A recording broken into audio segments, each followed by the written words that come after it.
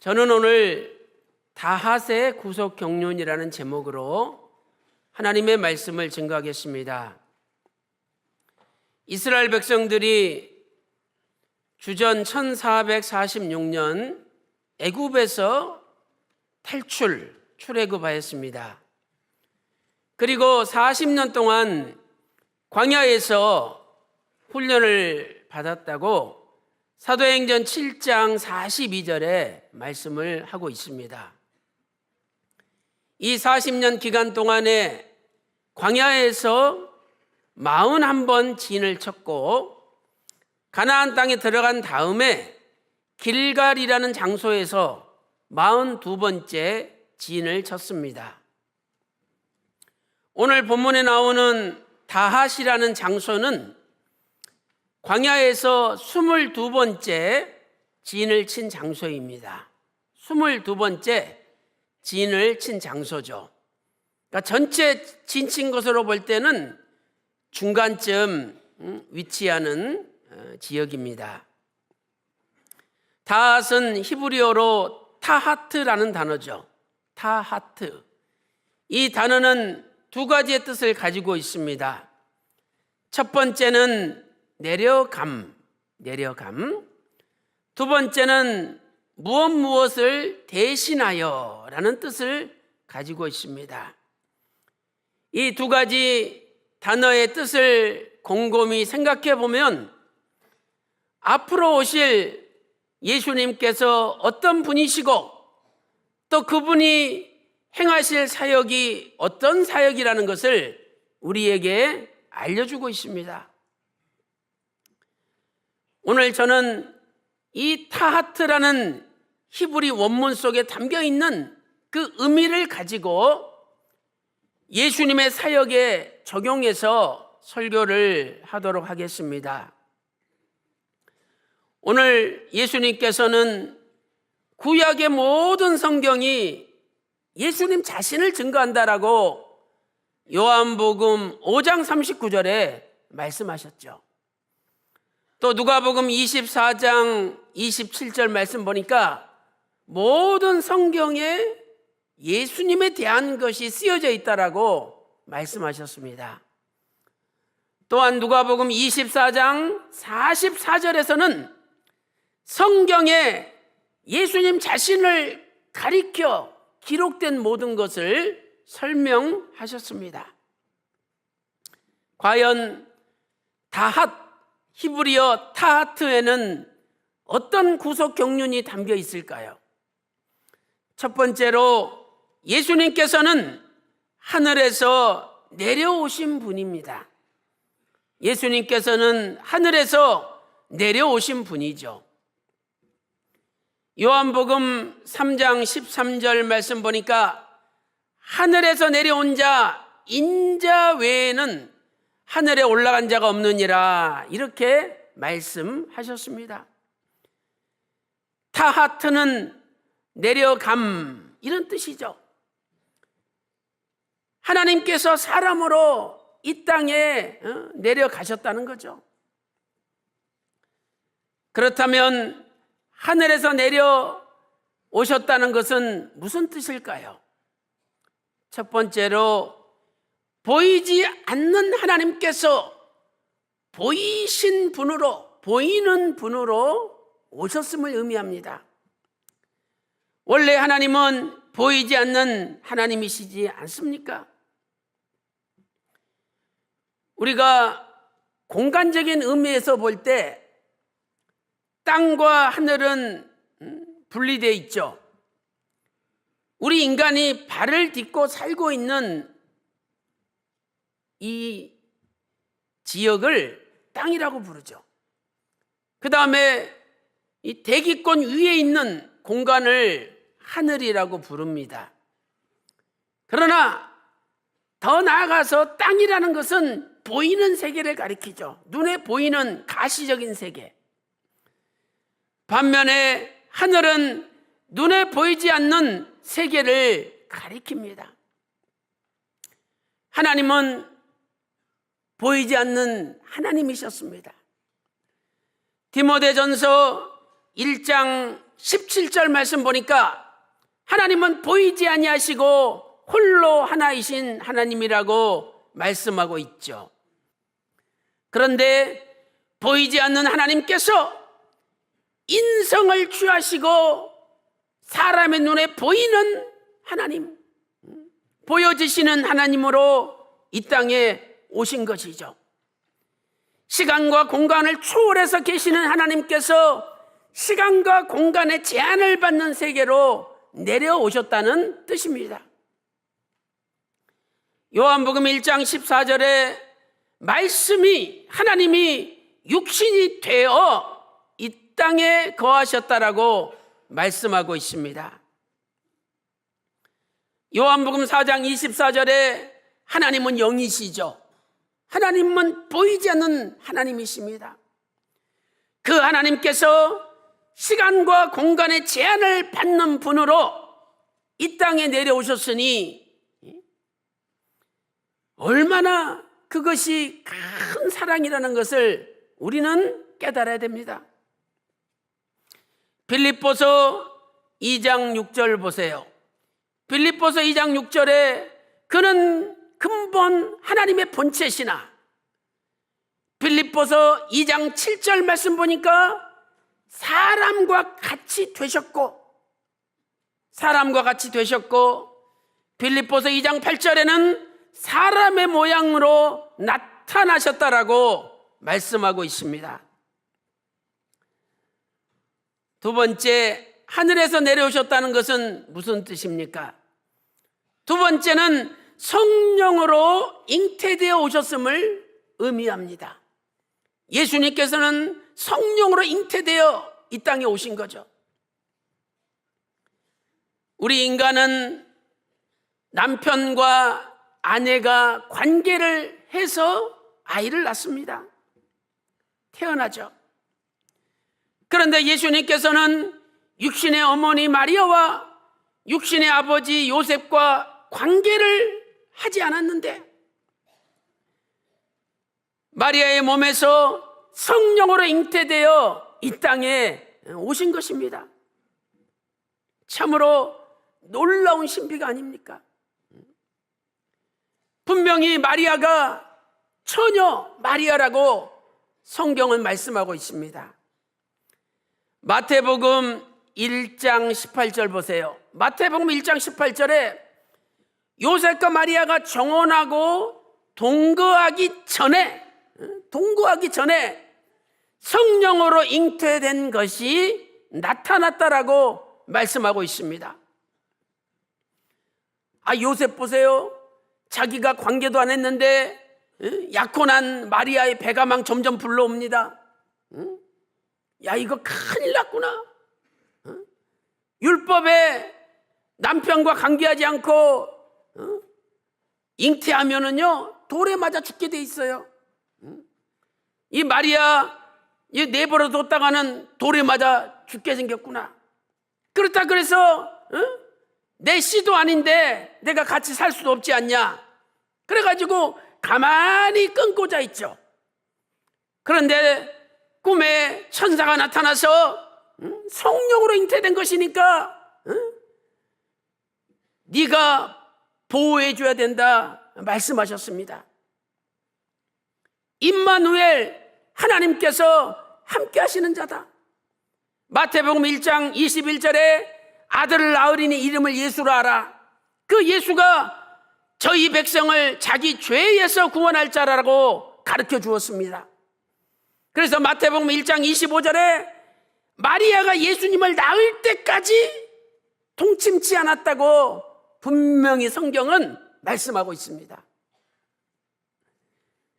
예수님께서 영원 전부터 살아계신 하나님이신데 인성을 취하여서 사람의 몸으로 마리아의 뱃속에서 태어나셨다는 것 자체가 얼마나 놀라운 신비라는 것을 우리는 깨달아야 됩니다. 성자 하나님 자신이 성령으로 잉태되어 이 땅에 찾아오신 것이죠. 시공간의 제한을 받지 않는 하나님께서 시공간의 제한을 받는 하나님으로 내려오신 것입니다. 왜 내려오셨습니까?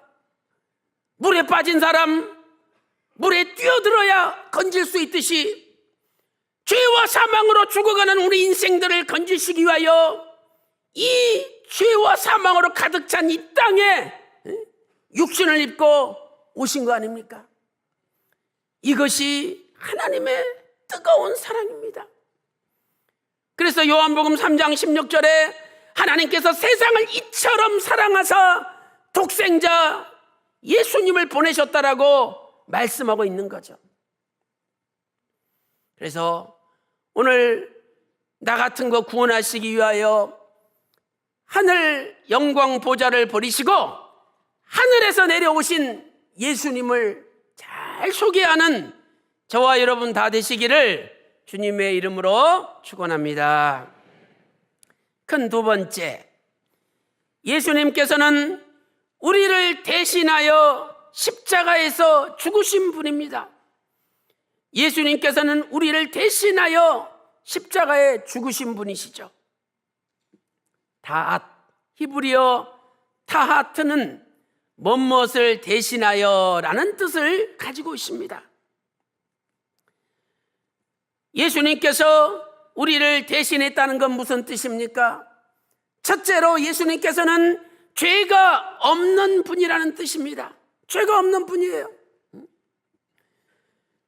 아까도 말씀드렸지만 마태복음 1장 18절 볼 때 예수님은 성령으로 잉태되셨습니다. 그리고 잉태된 다음에도 마리아의 죄가 예수님에게 오염되지 않도록 성령님께서 막으셨어요. 어떻게 알 수 있습니까? 가브리엘 천사가 마리아에게 나타나서 알려줬어요. 누가복음 2장 35절 말씀 보세요. 누가복음 2장 35절 말씀 보니까 성령이 너를 덮으리니, 지극히 높으신 자의 능력이 너를 덮으리니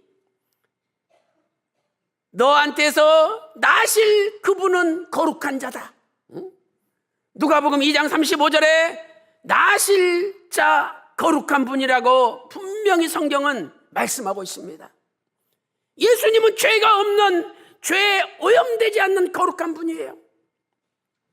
아니, 예수님은 영원 전부터 본래부터 죄가 없는 분이죠. 그래서 히브리서 4장 15절에 예수 그리스도는 죄가 없으시니라. 요한일서 3장 5절 말씀 보니까 예수님께서 죄를 없이 하시려, 우리의 죄를 없이 하시려 나타나셨는데 예수님에게는 죄가 없느니라 요한일서 3장 5절에 말씀하고 있습니다. 고린도 후서 5장 21절에는 예수님은 죄를 알지도 못하신다라고 말씀하고 있습니다. 우리는 죄를 알잖아요. 이렇게 하면 저 사람이 기분 나쁘겠지? 일부러 알면서 그렇게 합니다. 이렇게 하면 속이 다 뒤집혀지겠지? 그래서 내가 하는 거야. 이러면서 죄를 알면서 하는 거예요. 우리는. 예수님은 죄를 알지도 못하시는 분이래요. 또 베드로전서 2장 22절에 예수님은 괴율, 거짓이 없으신 분이시래요. 죄를 범하지도 아니하신 분이라고 베드로전서 2장 22절에 말씀하고 있습니다. 만약 어떤 사람이 감옥에 갇혀 있다고 생각해 보세요. 그런데 그 사람을 대신해서 누군가 감옥에 대신 갇힌다면 그 사람을 빼준다는 거죠. 그때 똑같이 감옥에 갇혀 있는 사람이 그 사람을 대신해서 갇힐 수 있습니까? 그건 말이 안 되는 거예요. 그러나 감옥 밖에 있는 자유로운 사람이, 그래 내가 대신 그러면 감옥에 들어갈게, 그래가지고 그 사람 대신해서 감옥에 들어가면 감옥에 있는 사람이 나올 수 있는 거죠. 죄가 있는 인간이 우리 죄를 해결할 수 없습니다. 죄가 없는 분만이 우리 죄를 해결하는 거예요. 그래서 죄가 없으신 예수님께서, 성자 하나님께서 사람으로 이 땅에 오셔서 우리 죄를 대신 지셨기 때문에 우리가 구원받는 줄로 믿습니다. 두 번째, 우리를 대신하여 죄의 값을 치르셨다는 뜻입니다. 우리를 대신하여 죄의 값을 치르셨다는 뜻이죠. 아담은 모든 인류의 대표입니다. 그런데 아담이 죄를 지었죠. 그래서 그 죄를 원죄요 대표죄라고 부릅니다. 대통령은 국민의 대표입니다. 대통령이 외국과 협약을 잘못 체결하면 모든 국민들이 피해를 봅니다. 왜? 대표이기 때문에, 국민의 대표이기 때문이죠. 로마서 5장 12절 말씀 보세요. 아담 한 사람으로 말미암아 죄가 세상에 들어오고 죄로 말미암아 사망이 왔다라고 말씀하고 있습니다. 이와 같이 모든 사람이 죄를 범하였음에 하나님의 영광에 이르지 못하였습니다. 로마서 3장 23절에 말씀하고 있습니다. 사람들은 아니 내가 뭔 죄를 지었다라고 나보고 죄인이라고 부르냐고 기분 나빠하죠. 그러나 성경은 분명히 모든 사람이 죄인이라고, 아담의 후에는 다 죄인이라고 선포하고 있습니다. 예를 들어서 아담이 죄를 지었습니다. 아담의 후손은 다 죄인이죠. 그 아래에 있기 때문에, 속해 있기 때문이죠. 여러분, 썩은 물이 있다라고 생각해 보세요. 썩은 물이 있으면 그 물은 계속 썩습니다. 썩은 물이기 때문에. 그러니까 아담의 후에는 죄인이고 아담의 후에는 계속 죄를 짓는다는 거예요. 내가 무슨 죄를 지었다고 그런 말 하십니까? 사람들은 따집니다. 여러분, 우리가 남한테 미움을 받아보세요. 알잖아요. 아, 저 사람이 나를 미워하는구나. 저 사람이 항상 나를 걸고 넘어지는구나. 알아요. 그래서 남에게 미움받을 때 어쩔 때는 상처도 받고, 어쩔 때는 괴로움도 당하고, 어쩔 때는 마음이 너무 아픕니다. 여러분, 그게 죄 아닙니까? 그런데 오늘 우리도 남을 미워하며 산 적이 얼마나 많이 있습니까? 죄를 짓는 거예요. 요한일서 3장 15절에 남을 미워하는 자는 살인죄를 짓는 것이라고 요한일서 3장 15절에 말씀하고 있죠. 우리가 남을 한 번 미워하면 한 번 살인죄를 지은 거예요. 또 두 번 미워하면 두 번 살인죄를 지은 거잖아요. 그런데 솔직히 우리가 얼마나 많이 남을 미워했습니까? 남편도 밉고, 남편 닮은 애새끼도 밉고, 부인도 밉고, 자식들도 밉고, 부모도 원망스럽고, 얼마나 미워했어요. 한두 번이 아니잖아요. 그러니까 쉽게 말하면 우리는 다 살인마죠, 살인마. 한두 번 죽인 게 아니잖아요, 남을. 그래도 죄인이 아니라고 자부하십니까? 아담 이후에 모든 인생들은 죄의 종으로 살았다라고 성경은 말씀하고 있습니다. 로마서 6장 17절에서는 너희는 본래 죄의 종이었더니, 본래부터 죄의 종이었다라고 로마서 6장 17절에 말씀하고 있습니다. 죄에서 해방되려면 반드시 값을 치러야죠. 우리는 죄의 노예, 죄의 종이에요. 옛날 노예 시장 가면은 노예들이 쇠사슬에 묶여 있습니다. 그 노예를 해방시키려면 어떻게 됩니까? 돈을 줘야 돼요. 값을 치러야만이 노예를 사올 수 있는 겁니다. 우리가 죄의 종이기 때문에 값을 치러야 되는데, 우리를 대신하여 예수님께서 십자가에서 핏값을 치르시고 우리를 사신 거죠. 사도행전 20장 28절에 피로 사신 교회라고 말씀하고 있습니다. 마가복음 10장 45절에 인자가 온 것은 자기 목숨을 많은 사람을 대신하여 대속물로 주시기 위하여 오셨다라고 말씀하고 있습니다. 갈라디아서 2장 20절에 예수님께서 우리를 위하여 자기 몸을 버리셨다라고 갈라디아 2장 20절에 말씀하고 있죠. 이러한 모든 역사를 한마디로 구속이라고 부르는 겁니다. 구속. 에베소서 1장 7절 말씀 보니까 그의 피로 말미암아 구속 곧 죄사함을 받았다. 에베소서 1장 7절입니다. 또한 로마서 3장 23절에 모든 사람이 죄를 범하여 하나님의 영광에 이르지 못하더니, 그 다음에 24절 말씀 보니까 그의 피로 말미암아 하나님의 은혜로 우리를 구속하시고 우리에게 의롭다 선물을 주셨다라고 말씀하고 있습니다. 우리는 과거에 다 죄인이었습니다. 그런데 예수님께서 우리의 그 모든 죄를 대신 지시고 십자가에서 죽으시고 핏값을 치르심으로 우리를 죄의 종에서 건지셔서 의의 종으로 만들어 주셨습니다. 얼마나 감사합니까?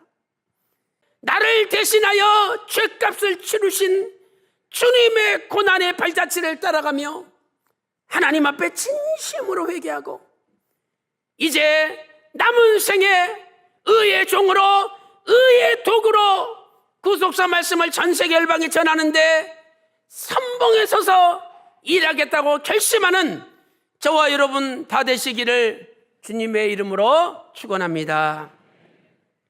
결론적으로 예수님께서는 하늘에서 내려오신 산떡이십니다. 예수님께서는 하늘에서 내려오신 산떡입니다. 22번째 광야에서 지친 장소 다핫. 이 다핫은 실제로 가보면은요 저지대예요. 와디 끝부분이죠. 이 와디라는 것은 비가 막 쏟아질 때 일시적으로 생기는 강이잖아요. 근데 그 와디의 끝부분으로 사막의 저지대예요. 그래서 타하트라는 히브리어는 낮은 곳으로 내려옴, 내려감 이런 뜻이죠. 오늘 하나님께서 영광의 보좌를 버리시고 성자 예수님께서 하늘에서 내려오셨다는 거예요. 요한복음 6장 41절에서는 나는 하늘에서 내려온 떡이라 말씀하고 있습니다. 그 사람들이 그걸 믿지 못해요.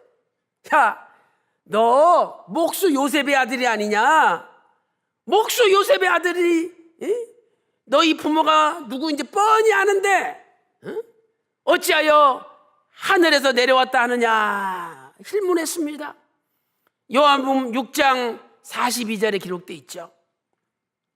그들은 예수님께서 성령으로 잉태되어 마리아의 몸속에 들어오셨다는 것을 믿지 못했습니다. 알지 못했죠.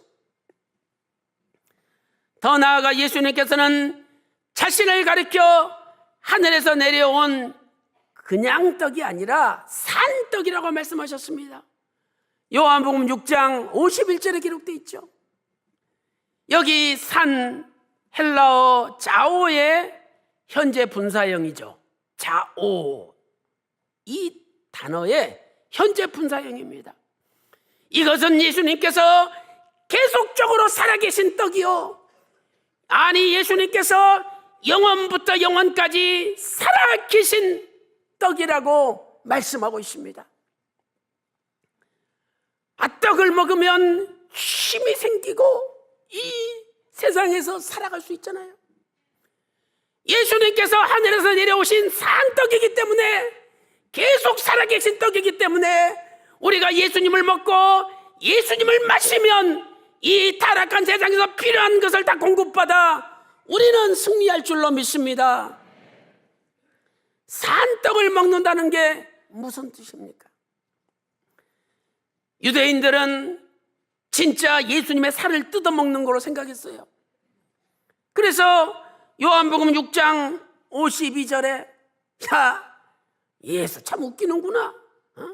아니 제 살을 우리한테 뜯어먹게 할 수 있겠느냐? 이렇게 이야기하고 있습니다. 산떡을 먹는 것은 예수님을 믿고 예수님과 연합하는 것이죠.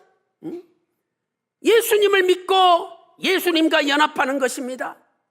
우리가 세상에 보이는 떡을 먹을 때 그 떡이 내 속에 들어오잖아요. 우리가 예수님을 믿으면 예수님께서 내 속에 들어오시고 또 나도 예수님 속에 들어가서 예수님과 우리가 연합된다라고 성경은 말씀하고 있습니다. 요한복음 6장 47절에 너희가 나를 믿으면 영생을 가졌나니, 떡을 먹는 게 예수님 믿는 건데 영생을 가졌대요. 요한복음 6장 56절 보니까 내 살을 먹고 내 피를 마시는 자는 내 안에 거하고 나도 그 사람 안에 거하리라. 예수님께서 내 안에, 내가 예수님 안에 들어가면 예수님과 연합된 삶을 살 수 있는 거죠. 그러나 많은 사람들이 예수님의 말씀을 믿지 못하고 심지어 예수님의 제자라는 자들도 예수님을 떠났습니다. 요한복음 6장 66절 보세요. 이러므로 제자 중에 많이 떠나고 많이 물러가고 다시는 예수님과 함께 다니지 아니하더라 말씀하고 있습니다. 이때 예수님께서 너희도 가려느냐 12제자에게 물어봤죠. 그때 베드로가 요한복음 6장 68절에 주여 영생의 말씀이 계시오매 우리가 어디로 가오리까 고백하였습니다. 사랑하는 성도 여러분, 오늘 저와 여러분도 주여 영생의 말씀, 변화의 말씀이 계시오매 우리가 뉴게로 가오리까 고백하시기를 소망합니다. 하나님께서는 교회를 통해서 하나님의 말씀을 선포하십니다. 오늘 예수님을 믿고 우리는 예수님과 연합된 삶을 살아야 됩니다. 예수님만이 하늘에서 내려온 산떡입니다. 그래서 예수님 먹고 예수님 마시면 이 세상에 필요한 것들을 하나님이 다 공급해 주시는 것이죠. 사랑하는 성도 여러분, 우리는 영생의 말씀을 받았습니다. 우리가 영생의 말씀을 받았는데 어디로 가겠습니까? 오늘도 주님께서 저와 여러분에게 묻습니다. 너희도 가려느냐? 이때 주여 영생의 말씀이 계시오매 우리가 어디로 가오리까 고백하며 끝까지 교회를 지키고 교회에 충성하며 교회에 우리의 뼈를 묻는 신령한 요셉이 다 되시기를 주님의 이름으로 축원합니다.